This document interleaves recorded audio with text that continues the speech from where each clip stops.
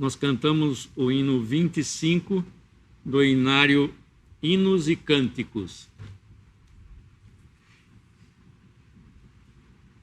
Você já ouviu contar que Deus, por graça, Deus consegue salvar por graça àquele que confia em seu Filho Jesus, que foi crucificado sobre a cruz?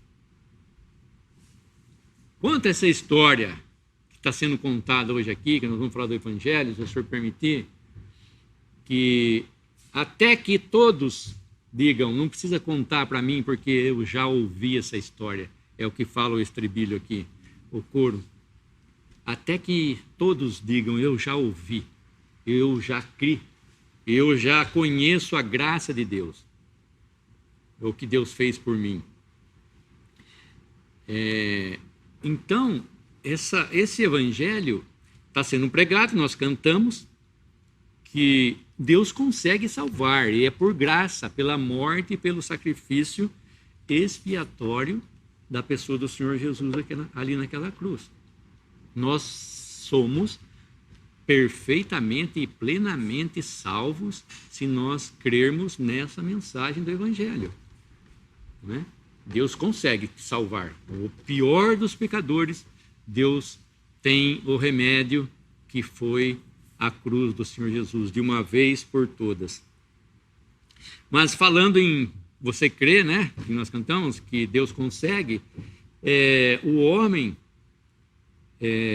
infelizmente, né, depois de tanto tempo, depois de 2000 anos que Cristo morreu ali naquela cruz, nós vemos que o homem, e que a palavra de Deus, né, o Novo Testamento, o Velho Testamento já existia, mas o Novo Testamento foi escrito depois da morte do Senhor Jesus naquela cruz. E o homem, desde lá, vem colocando empecilhos na palavra de Deus, colocando dificuldades, que essa não é a palavra de Deus, não é? E que também ela não pode ser interpretada. Mas o homem fica balançando como um pêndulo. Eu trouxe um pêndulo aqui, não é? De que lado que você vai estar? O homem, ele fica balançando entre várias opiniões a respeito da palavra de Deus. Ele fica supersticioso. A superstição leva ele a pensar que Deus, ele admite que existe uma revelação, que existe a palavra de Deus, mas essa mesma pessoa que admite a palavra de Deus, ela nega que alguém possa entendê-la, com exceção daqueles que têm conhecimento suficiente para conhecer essa palavra. Só eles podem interpretar, ou seja, só o clero da igreja, só aqueles que têm, que estudaram, que têm sabedoria, que podem interpretar, né? Então, tem que ter conhecimento suficiente e a ajuda do homem para poder interpretar ou entender a sua palavra. Eu trouxe aqui um trecho. Até pedi para um irmão tentar interpretar, ele não conseguiu. Será que a palavra de Deus aparece assim para você? Será que ela aparece assim? Esse aqui é um hieroglifo egípcio que foi descoberto por um homem que interpretou isso daqui. Mas a palavra de Deus não é como isso daqui, que você não possa ler, que você não possa ouvir e não possa interpretar. Todo aquele que crê tem o Espírito Santo e tem a suficiência desse Espírito para levar você a toda a verdade. Você não precisa de um pastor, você não precisa de um intérprete, alguém que você pensa que seja melhor que você, que ele tem o dom especial de Deus. Ninguém tem o dom especial de Deus a não ser o dom do Espírito Santo. Claro que existem os que são mais sábios, Mas não adquiriram só esse estudo, essa sabedoria, lendo a palavra de Deus, ou estudando a palavra de Deus. Mas eles conseguiram essa sabedoria pelo Espírito Santo, que lhes foi dado. Aquele que não tem o Espírito, esse não é de Deus. Eu posso conhecer essa palavra, conhecer ela de cor, como existem pessoas que sabem de cor. Mas o que adianta eu conhecer literalmente a palavra de Deus se eu não conheço o significado espiritual dela? Eu fico balançando de um lado, eu não sei que lado, que eu sou levado a toda a sorte de doutrina, todo o vento de doutrina. Se eu confiar em alguém que está dizendo a mentira, eu vou segui-lo. Então, a palavra de Deus é clara e ela nos leva ao conhecimento da verdade. O Senhor Jesus veio para que nós tivéssemos vida e vida em abundância, né? Ele veio para nos libertar dessa escravidão do pecado, e conhecereis a verdade, e a verdade vos libertará. Ele veio para que nós pudéssemos ser libertos, que nós não tivéssemos mais presos a uma religião. A religião não leva o homem a lugar nenhum. A religião não leva o homem a Deus. Nós temos a religião judaica, que é a única religião reconhecida por Deus, que foi instituída, mas era um cerimonial, era aquelas coisas que eles podiam ver, eles ofereciam as ofertas, eles tinham o tabernáculo, tinham o templo, eles entravam, vinham os sacerdotes, toda aquela vestimenta, todas as coisas bonitas de se ver aos olhos, mas que não podia tirar pecado, como fala a palavra de Deus, né? E outra coisa a superstição, então, faz o homem dizer: faça como o homem pede, faça como o homem ordena. Ele não tem a fé suficiente na palavra de Deus para que possa ler e dizer: Deus disse isso. Não o homem disse isso. Nós temos que perder, o homem tem que perder essa desconfiança, essa superstição, que significa sentimento errôneo, excessivo, religioso, arrasta as pessoas ignorantes à prática de atos indevidos e absurdos. Falsa ideia a respeito das coisas. Temor absurdo de coisas imaginárias. A pessoa fica: não podemos falar da Bíblia porque nós não sabemos bem o que está escrito. Nós podemos tropeçar, nós podemos falar coisa que não convém. Não é preciso ter esse temor. Se eu tenho Espírito, se eu creio na palavra de Deus, se eu por fé crio no sacrifício do Senhor Jesus, que está escrito aqui, eu tenho o Espírito Santo. Eu creio e sou salvo. E sou da família de Deus agora. E conheço agora a palavra de Deus. Posso conhecer o mais fraco cristão que crê no Senhor Jesus, ele é salvo, porque a obra de Cristo foi suficiente para salvar a todos os que se achegam por fé, a todos que creem. Mas depois da superstição, nós temos uma outra coisa, a incredulidade. A incredulidade ou descrença leva o homem a dizer, né, que Deus não poderia nos dar uma revelação em um livro, nem os seus pensamentos, nem os seus desejos. Ou seja, o homem diz que essa aqui não é a palavra de Deus. Não é a palavra de Deus. Uns dizem que ela contém a palavra de Deus, mas ela não só contém, ela é a palavra de Deus. E outros dizem, não. Alguns versículos foram escritos erroneamente. Eu creio só numa parte, eu não creio na outra parte. Então, no cristianismo não existe meio termo, não existe preto não existe cinza. Ou você é preto ou você é branco. Você não pode estar em cima do muro. Ou você está de um lado ou você está do outro. Ou você aceita a palavra de Deus na sua totalidade, ou você a rejeita. O homem fica escolhendo o que mais lhe apraz, não é? O homem olha um versículo e aplica aquilo a ele do jeito que ele acha.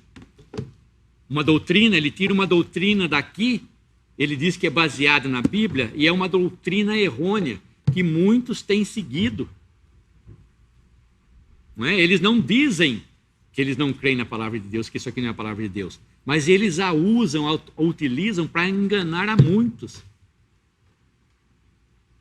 Nós sabemos, nós temos visto como as pessoas têm sido enganadas por homens.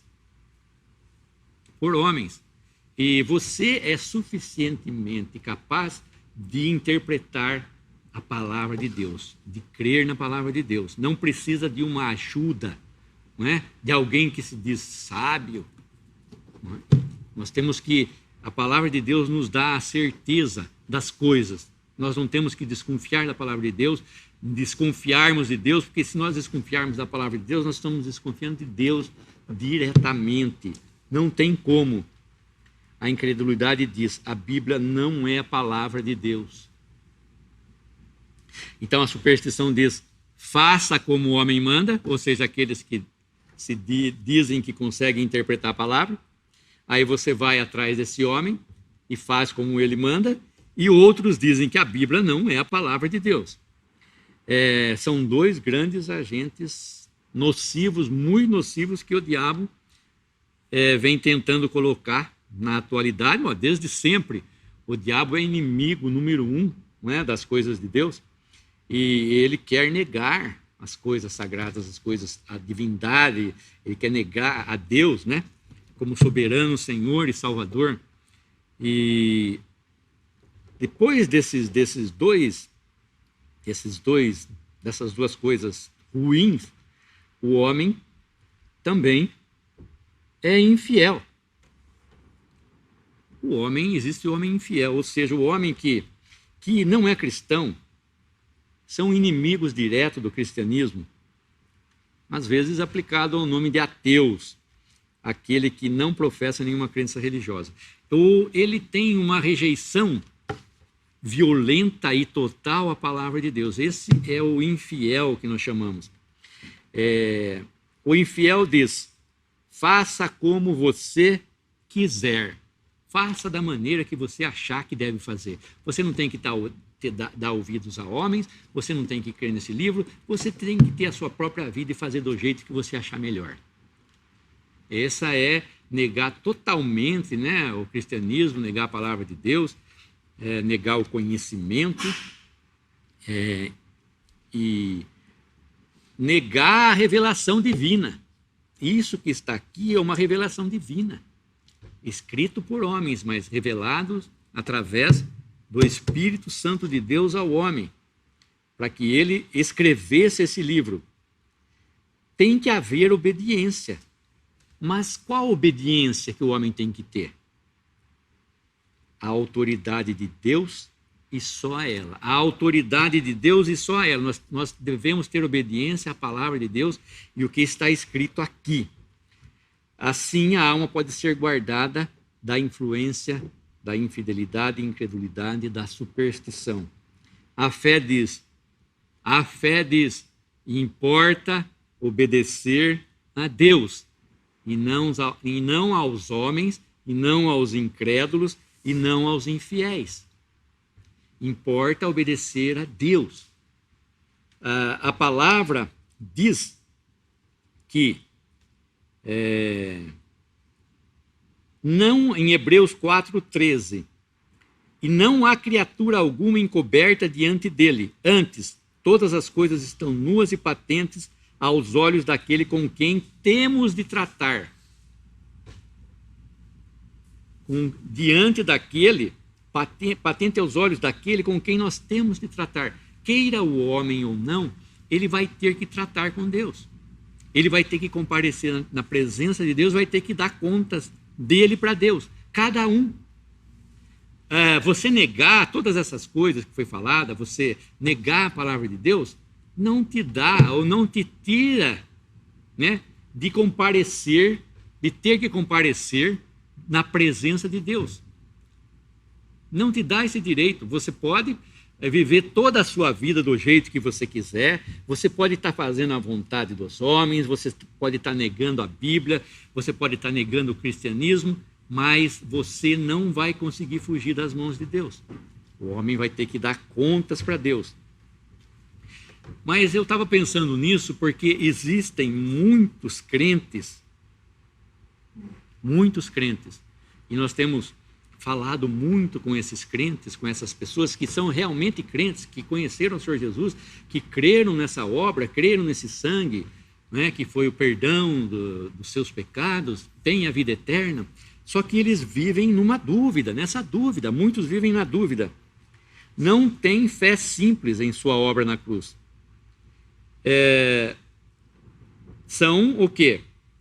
Sinceros, zelosos, fervorosos, mas quanto mais eles são sinceros, fervorosos e querem fazer a vontade de Deus e não têm certeza da sua salvação, o que acontece? Eles acabam ficando o quê? Num estado triste, num estado melancólico, porque ele quer fazer, mas ele não tem certeza. Como o homem quer fazer a vontade de Deus, que a vontade de Deus está expressa nesse livro, e ele não tem certeza que é a vontade de Deus. Ele não tem certeza da salvação. Ele não tem uma fé realmente depositada com confiança no alicerce que é a pessoa do Senhor Jesus.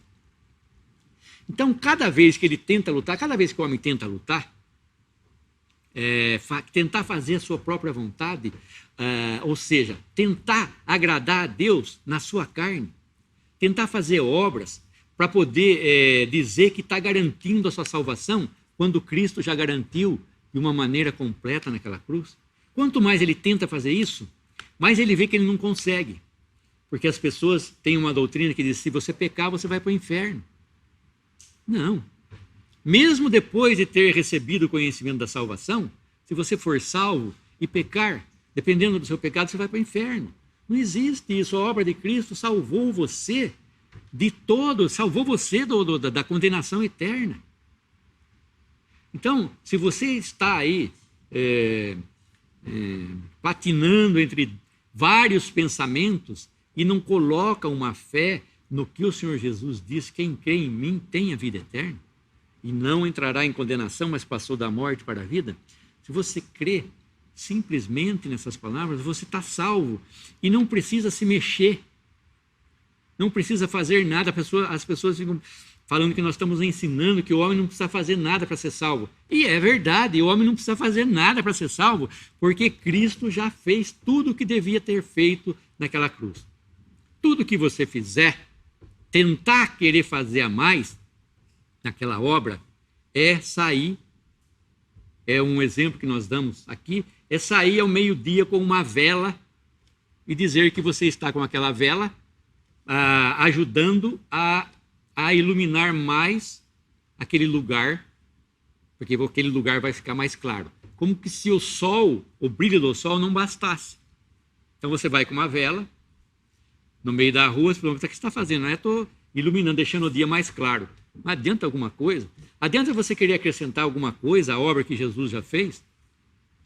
Não vai conseguir. Não vai conseguir. Porque o homem não pode ofuscar o brilho da obra gloriosa de Cristo que Cristo fez na cruz. Morreu e ressuscitou, né, com o poder de Deus. Ele ressuscitou e está à destra de Deus nos céus. A obra já está pronta, já está efetuada. E o que nós pregamos é o evangelho da graça. Você não crê que Deus por graça pode salvar? É a pergunta. Você crê que Deus por graça, ou seja, é um dom imerecido, é uma coisa que você não merece? Eu sou pecador, perdido, inimigo de Deus, não merecia a graça de Deus, mas Deus quis me dar essa graça. Deus usou de misericórdia para comigo. E o que eu merecia, o castigo, ele fez cair sobre Cristo. E se eu crer nisso, eu sou salvo de uma maneira total e completa, como eu já disse. Então, se você está triste porque você não consegue, né, ter a certeza da sua salvação, um dia você acorda bem, outro dia você acorda mal. Um dia você acorda com certeza, hoje eu estou salvo. Outro dia você acorda e diz, não, hoje eu não estou me sentindo salvo. Salvação não é um sentimento, salvação é fé naquilo que Deus disse. Crer no que Deus disse. Se Deus disse, eu posso ficar sossegado e tranquilo, não preciso fazer nada. Eu creio no que Deus disse, coloco toda a minha confiança naquilo que Deus disse, não no que o homem diz, mas naquilo que Deus diz, se eu creio, se eu ponho a minha confiança, eu sou salvo, eu não preciso fazer mais nada. É simples assim? É simples assim. Nós não pregamos a salvação por obras. Nós pregamos a salvação pela graça de Deus, que é, mais uma vez eu digo, imerecida. O homem não merecia, mas Deus, aprove a Deus nos dar a salvação através da obra do Senhor Jesus, que foi já engendrada desde a fundação do mundo. Deus está de olho em você, Deus está de olho no pecador, desde a fundação do mundo. Deus conhece todas as coisas.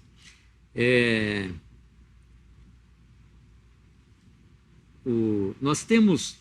eu quero falar uma coisa antes.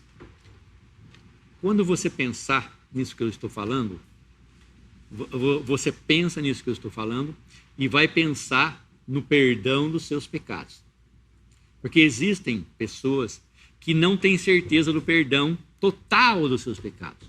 Total. Eu já disse aqui, quando Cristo morreu na cruz, ninguém aqui ainda havia nascido. Ninguém aqui havia cometido sequer um pecado. Como que Cristo podia ter morrido pelos meus pecados? Se eu não havia nem cometido pecado? Deus é onisciente, onipresente, onipotente. Deus conhece todas as coisas, né? Aquele que chama, se eu acho aqui, aquele que chama as coisas que não são, está lá em Romanos, né? Como se já fossem. Ele chama as coisas que ainda não aconteceram como se já tivesse acontecido. Que nós lemos ontem, né, em João 17, por exemplo, tem o exemplo da oração do Senhor Jesus lá. Eu glorifiquei-te na terra, havendo feito a obra que tu me deste a cumprir. Ele chama todas as coisas. Eu sou o Deus de Abraão, de Isaac e de Jacó. Ele diz que ele é o Deus de Abraão, Isaac e Jacó. Deus não é Deus de mortos, mas Deus de vivos. E ele chama aqueles que estão mortos como se eles estivessem vivos. Esse é o poder que Deus tem, a soberania que Deus tem. Deus conhece todas as coisas. Nós somos criaturas, nunca devemos esquecer que nós somos criaturas. Não somos senhores de nada aqui. Somos criaturas de Deus, chamados a ser filhos agora pela fé em Cristo Jesus. Então pensa, com respeito ao que eu vou falar, no perdão dos seus pecados. Porque muitos dizem que até a cruz, todos os seus pecados foram perdoados. Mas depois da cruz, depois que você tem o conhecimento da salvação, os seus pecados não são mais perdoados. Como o homem pode relegar a obra de Cristo a uma coisa tão baixa, dizendo que Cristo não pode salvar o homem? Depois nós vamos ler, eu separei uns versículos de Hebreus, porque eles são versículos chaves, eles vão nos falar dessa obra completa que Cristo fez. Não tem como a gente sair da palavra de Deus. Não tem como a gente sair dessa verdade, dessa obra feita de uma vez para sempre, que tirou o pecado. Não é? E quando você pode fazer uma cruz de madeira, você faça uma cruz de madeira, e quando o sol estiver brilhando bem forte de manhã, você sai, coloca essa cruz na direção do sol, e você vai ver que em direção do oriente, né, porque o sol nasce no leste e se põe no oeste. Você coloca uma cruz de madeira pequenininha assim, e você vai ver que ela vai fazer uma sombra para trás. Ela vai fazer uma sombra para trás, e depois, quando o sol chega a pino ao meio-dia, não vai fazer sombra nenhuma. E depois, quando ele se põe no oeste, vai fazer uma sombra para frente da cruz. Então pense no perdão dos seus pecados como sendo essa sombra. Cristo morreu pelos seus passados, toda a obra de Cristo passou, né? Deus passou, o sangue estava na verga da porta, lá no Egito, estava do lado de fora. O sacerdote entrava num lugar escuro do Santo dos Santos, Ninguém via, todo mundo estava do lado de fora, no tabernáculo, no templo, ninguém via, só o sumo sacerdote. E então o sangue é para Deus. Então você pense nessa sombra, né? O sol, a glória, né, de Deus passando e limpando todos os seus pecados, passados, presentes, ao meio-dia, e futuro, às 6 da tarde. Às 5 horas, né, quando o sol estiver já se pondo, você vai ver que está para frente, a sombra está para frente da cruz. Então, seus pecados passados, presentes e futuros, todos foram pagos naquela cruz, quando Cristo morreu pelos nossos pecados.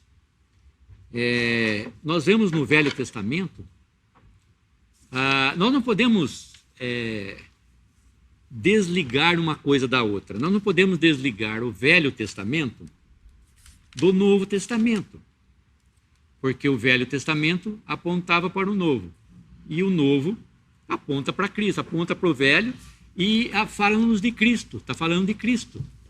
Então tem uma ligação total e completa, o Novo do Velho. E no Velho Testamento nós não podemos tirar os judeus também, como o Senhor Jesus diz para a mulher samaritana, a salvação vem dos judeus, não vem de nenhum outro povo. Essa escritura que nós temos aqui, essa Bíblia, o Velho Testamento, na verdade, ele foi escrito para os judeus. Toda a lei, os profetas, aqui fala de um povo, fala de Israel. O Novo Testamento vai falar de Jesus.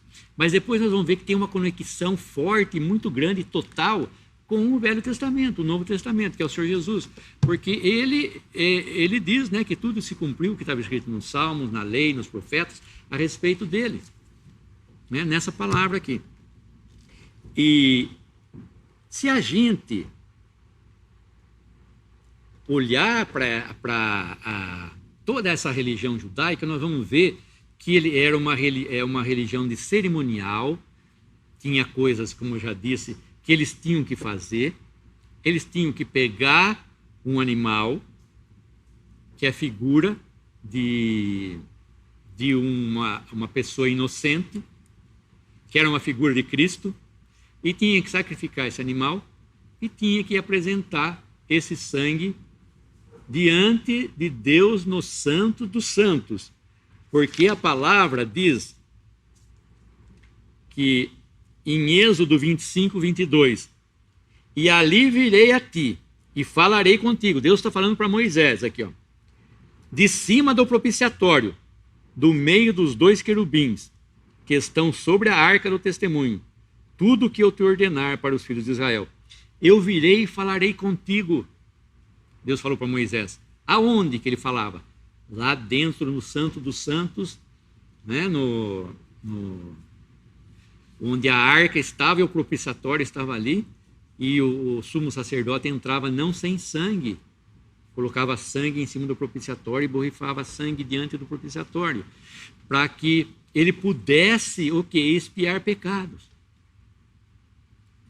Ou seja, toda aquela forma, aquela formalidade, aquele ritual, servia para mostrar que o caminho, como fala a palavra em Hebreus 9, para o lugar santo, não estava ainda aberto. A cortina, o véu, não havia sido rasgado, como nós vimos quando Cristo morreu, rasgou-se o véu de cima a baixo, abrindo o caminho agora. Cristo, através da sua carne, ele nos rasgou, né, esse véu que impedia que a gente entrasse diante dos santos dos santos, que a gente entrasse diante de Deus, na presença de Deus. E pela sua obra, pelo seu sangue, né, ele foi, não sem sangue, ele apresentou o seu próprio sangue. Então, tudo que é figura no Velho Testamento, tudo que os judeus faziam, eram figuras do que Cristo havia de fazer e do que Cristo fez. E, como eu já disse, nós somos gentios, nós não somos judeus. Agora nós somos chamados para a fé cristã, não para a fé judaica. Ninguém aqui é chamado para judaísmo.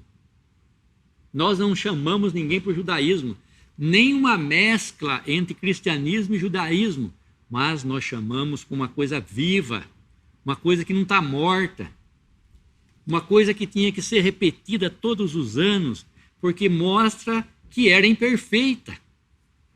Quando o sacerdote entrava, ano após ano, diante da presença de Deus, ele pagava, vamos dizer assim, o pecado de um ano das pessoas, de Israel. Ele entrava com sangue, colocava sangue lá e saía. Ufa, quando ele saía, porque se ele tivesse pecados, ele tinha que oferecer antes uma oferta para si mesmo e depois uma oferta para o povo.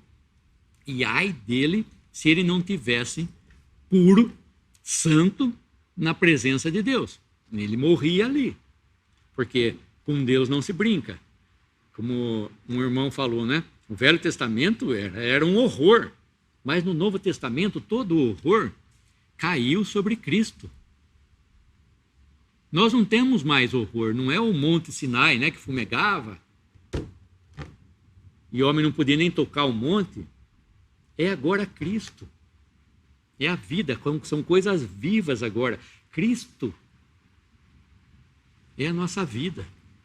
Não tem mais que temer. Não temais. Quantas vezes o Senhor Jesus disse isso?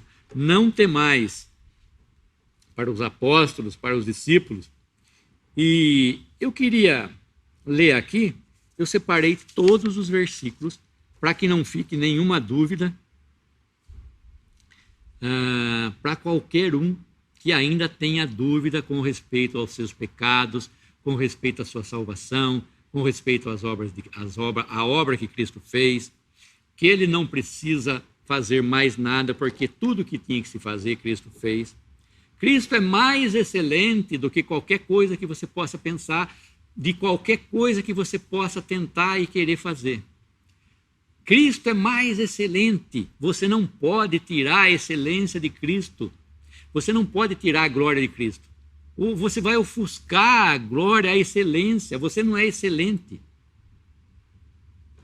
Né? Como eu dei um exemplo, você é uma lástima. Qual foi a palavra que eu usei mesmo, Márcio?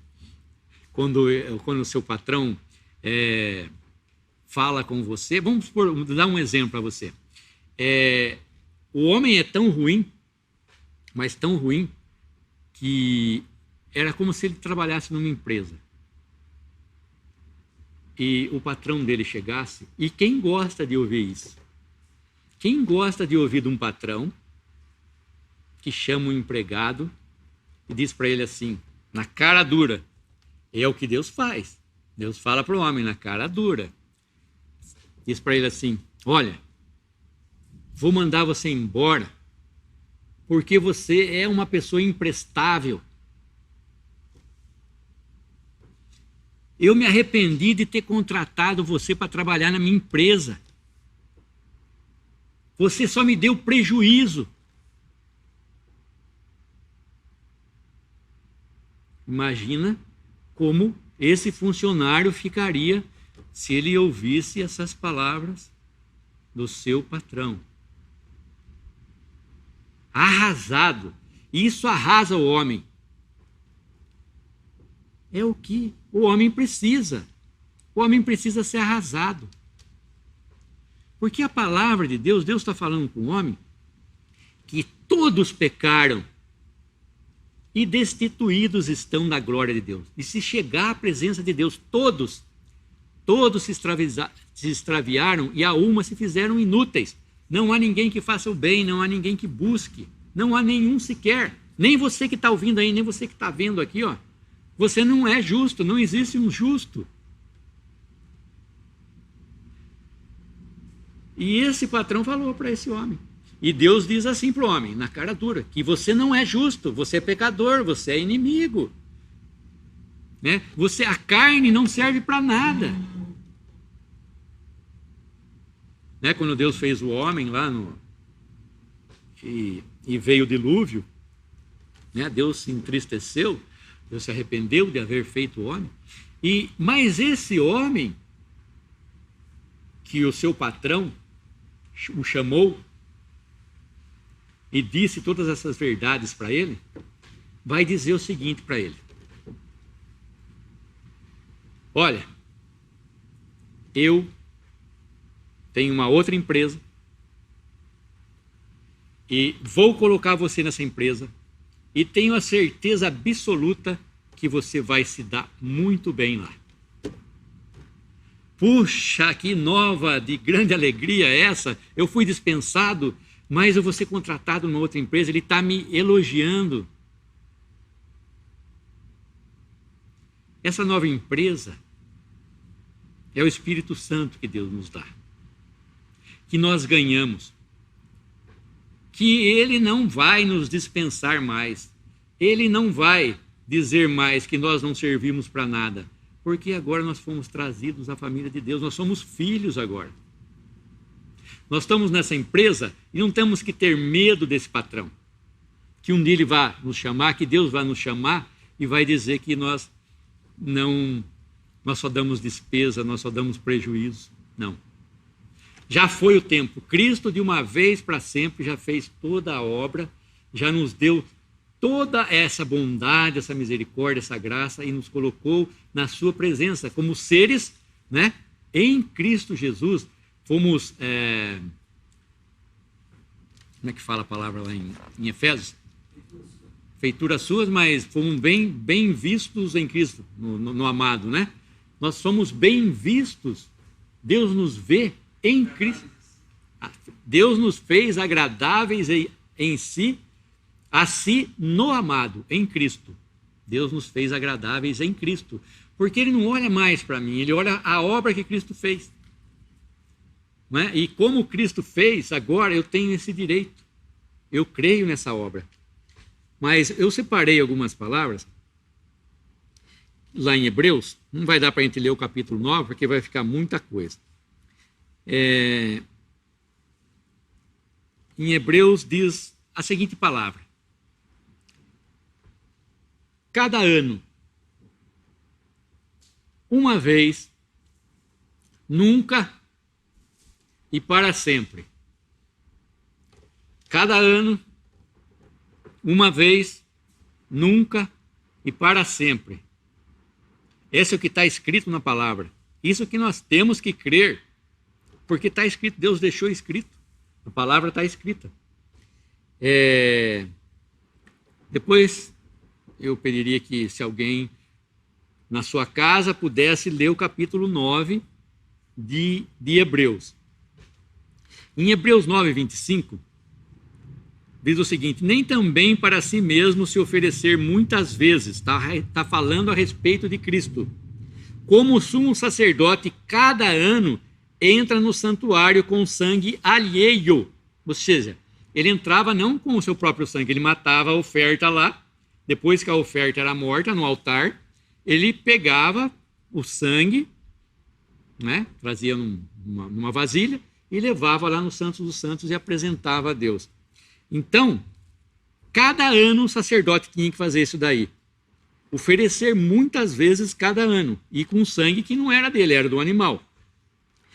Hebreus 10, 1. Porque tendo a lei a sombra dos bens futuros, e não a imagem exata das coisas, nunca, pelos mesmos sacrifícios que continuamente se oferecem, cada ano pode aperfeiçoar os que a ele se chegam.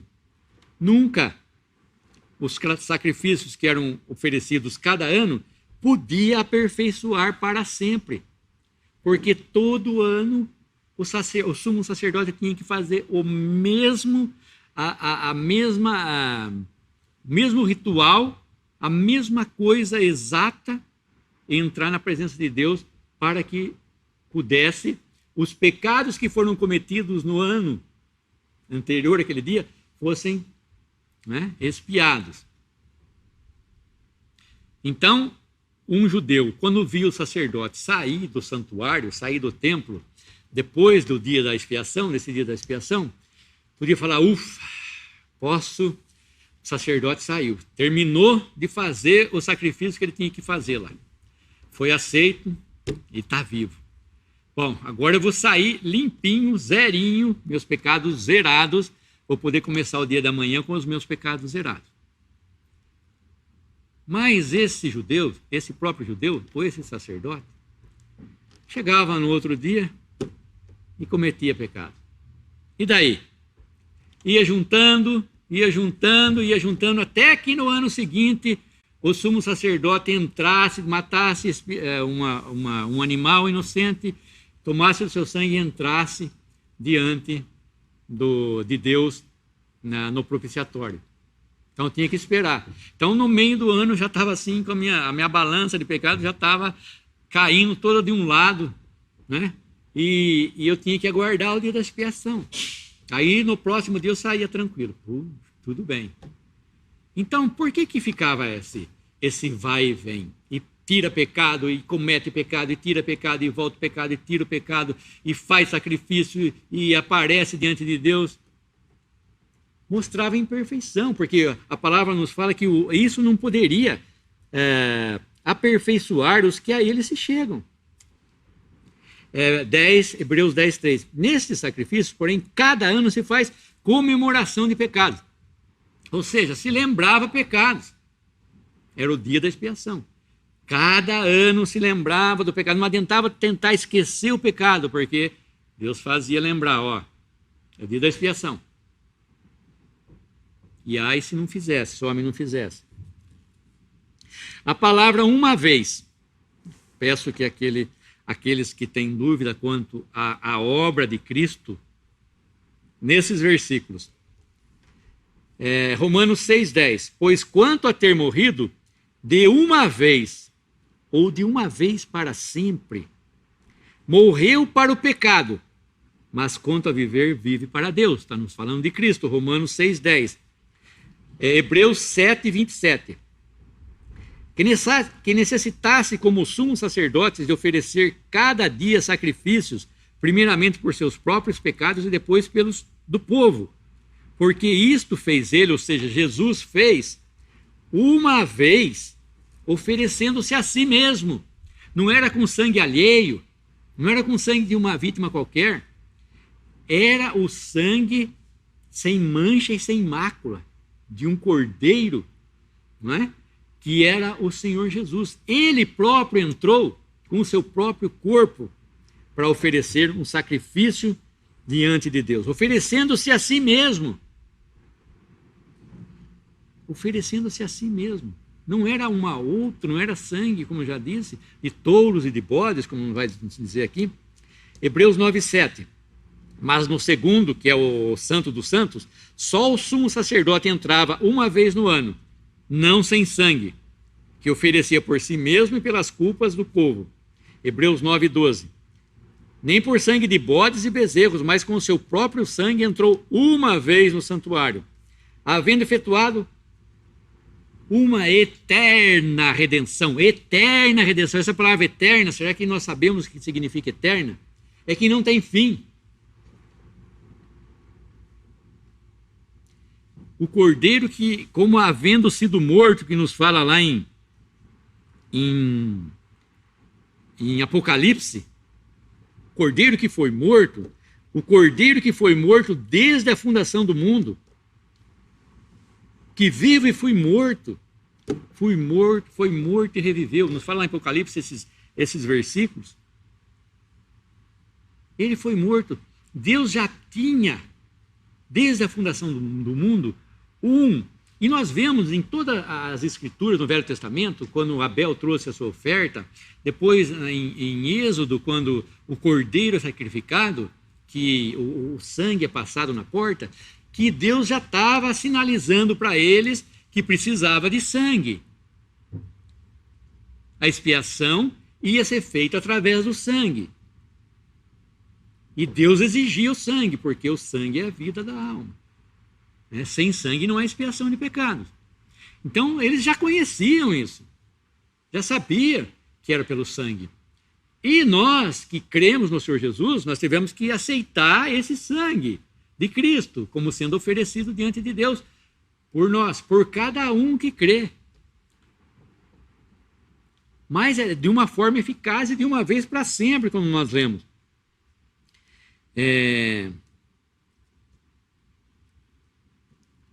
Depois, eterna redenção. Depois, Hebreus 9, 26.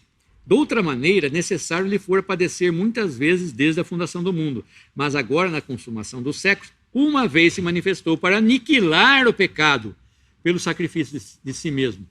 Ele se manifestou, em Hebreus 9, 26, para aniquilar o pecado. Não se fala mais em pecado. Na presença de Deus, daquele que crê, não tem mais conversa sobre pecado. Porque Cristo aniquilou o pecado. Ele levou sobre si os nossos pecados. Deus não vai pedir conta de uma coisa que ele já pediu em Cristo. Cristo já pagou essa conta e Deus não vai ficar cobrando todo dia você por causa do seu pecado. A palavra diz que o cristão, ele peca, sim, mas o que ele tem que fazer não é pedir perdão, ele tem que confessar os seus pecados. Se confessarmos os nossos pecados, ele é fiel e justo para perdoar os nossos pecados. E o sangue de Jesus nos purifica de todo o pecado. Então, a palavra está escrito que uma vez se manifestou para aniquilar o pecado pelo sacrifício de si mesmo. Olha o que Cristo fez. E você não pode desprezar essa obra. Você não pode colocar essa obra ao nível dos homens. Porque isso foi feito ao nível de Deus, aos olhos de Deus. Foi Deus quem fez isso. Foi Deus quem deu o seu Filho unigênito, para que todo aquele que nele crê não pereça, mas tenha vida eterna. Foi Deus o responsável e Cristo que executou a obra. Você não pode tentar colocar a obra, puxar para você querer fazer alguma coisa para essa obra. É impossível.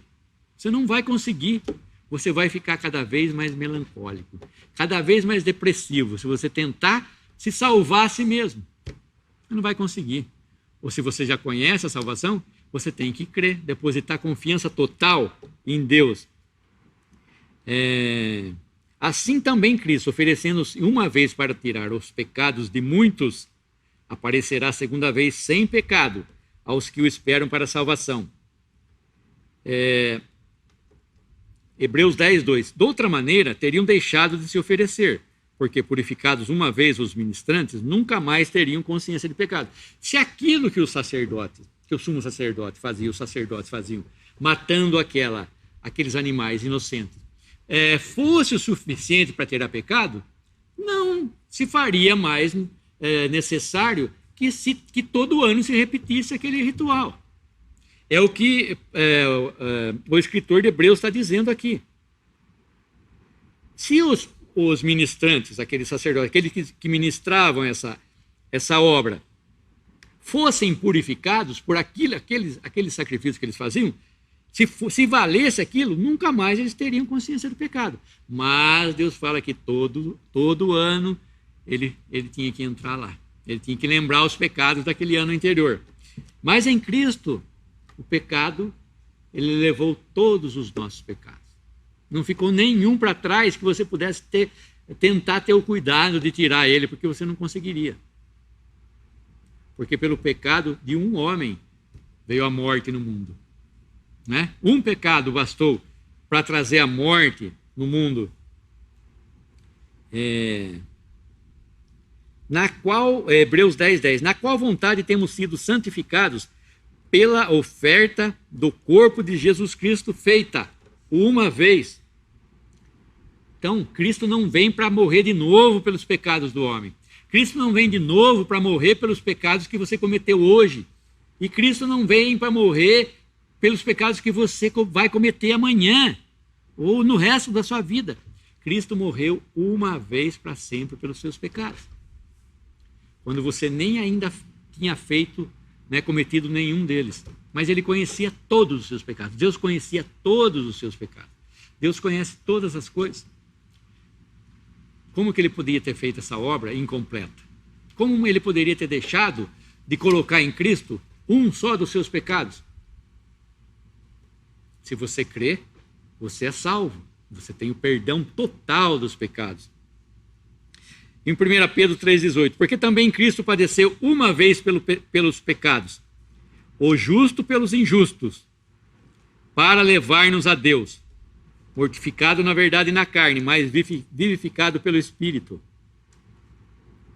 A palavra fala, em 2 Coríntios 5, 21, aquele que não conheceu o pecado, o fez pecado por nós, para que nele fôssemos feitos justiça de Deus. Cristo não conheceu o pecado. O qual, em 1 Pedro 2, 22, o qual não cometeu pecado, nem na sua boca se achou engano. E João, para complementar tudo isso, se é que alguém podia dizer que ele poderia ter conhecido o pecado, porque a palavra fala que ele não conheceu o pecado, se alguém poderia dizer que ele poderia ter cometido um pecado, João encerra tudo dizendo o seguinte, lá em 1 João 3, 5, e bem sabeis que ele se manifestou, que Cristo se manifestou, para tirar nossos pecados, e nele não há pecado. Ele não tinha comunicação com o pecado. Ele se fez pecado por nós quando ele se deu a si mesmo naquela cruz. Ele tomou sobre si os nossos pecados quando ele estava ali naquela cruz. E o sangue que me salvou não foi o sangue da coroa de espinhos que ele verteu. Porque as pessoas pensam que o sangue que ele verteu estando vivo foi o sangue que fez a expiação. Não é.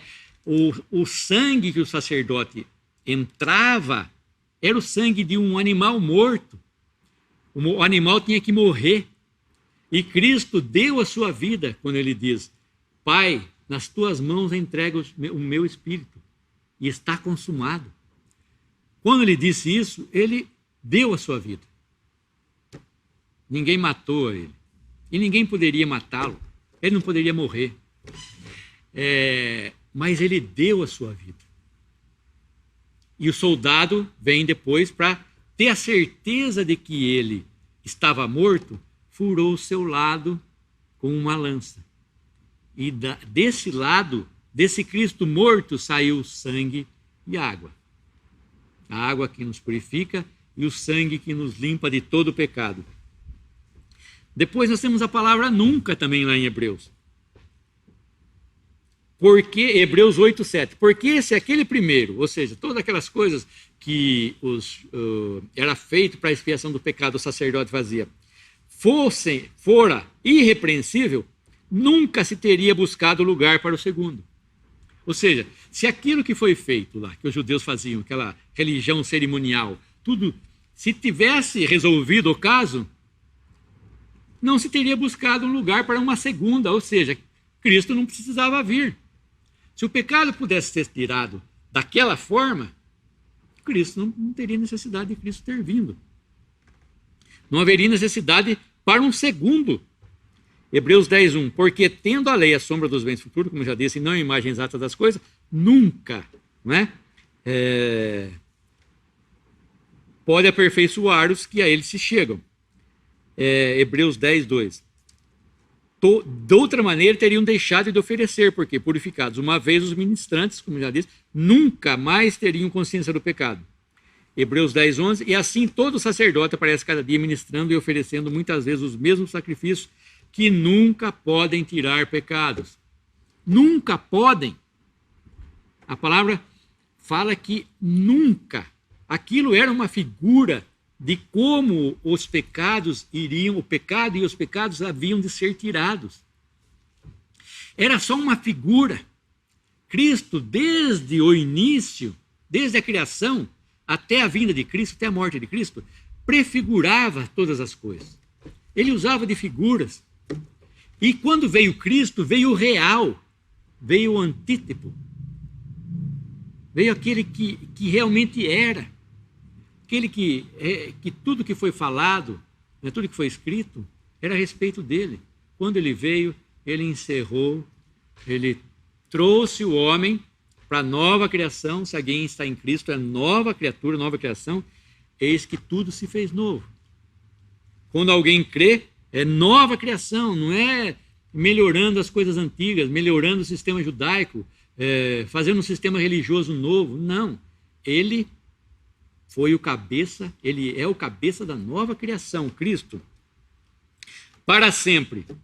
Hebreus 7:8. Porque a lei constitui sumos sacerdotes os homens fracos, mas a palavra do juramento que veio depois da lei constitui ao Filho perfeito para sempre. Veio depois da lei. Quando Cristo veio depois da lei, a palavra de Deus, constitui ao Filho perfeito para sempre. Aquele sacrifício vai estar sempre na presença de Deus. Nós podemos ter a certeza de que Cristo está sempre na presença de Deus agora. E que aquilo já foi feito. Os nossos pecados já foram pagos. A questão do pecado já foi tratada, como já disse. Está tudo resolvido. Ele está perfeito para sempre. Esse sacrifício foi perfeito para sempre. Não tem nada que possa ser feito para ajudar nessa salvação. Só crê no Senhor Jesus Cristo e será salvo. É o que a gente prega. Simplesmente crê no Senhor Jesus Cristo e será salvo. Hebreus 10:12. Mas este, havendo oferecido um único sacrifício pelos pecados, está assentado para sempre à destra de Deus. Está sentado. Quando a pessoa está sentada, Cristo em Atos 7 está em pé à destra de Deus, quando Estevão vê ele. Mas aqui a palavra já nos fala que ele está sentado. Ele já se assentou. Terminou. A obra está terminando. Quando alguém se assenta, quando alguém está sentado, é que está numa posição de descanso. O crente agora tem a mesma posição que Cristo tem. Está sentado. Está descansando à destra de Deus. As nossas bênçãos são celestiais em Cristo Jesus. Hebreus 10:14. Porque com uma só oferta aperfeiçoou para sempre os que são santificados, separados para Deus. Não tem como a gente tentar colocar alguma coisa no meio, né, aí para a gente querer justificar uma ação do homem, uma ação nossa que venha de nós, que parta de nós. Tudo partiu de Deus, Deus resolveu tudo. Deus mostrou, né? Mostra aqui para os judeus e também para nós que a obra foi feita de uma vez para sempre. Podemos dar graça? Nosso Deus e Pai, nós te agradecemos por teres nos amado, nos salvado, nos teres dado a pessoa do Senhor Jesus para que morresse em nosso lugar naquela cruz, padecendo ali nas mãos dos homens, e depois tendo que padecer em tuas mãos, nas tuas mãos, e dar conta dos nossos pecados. Obrigado porque nós temos a certeza dessa salvação, que somos salvos eternamente e por Cristo Jesus. Obrigado por essa certeza. Pedimos que, se alguém ainda não tem essa salvação e nem essa certeza, que possa crer hoje nessa pessoa, que possa aceitar essa certeza hoje mesmo, na tua palavra, colocando toda a sua vida diante da palavra de Deus. Te agradecemos e nos encomendamos, ó Pai, por mais essa semana, no precioso nome do Senhor Jesus. Amém.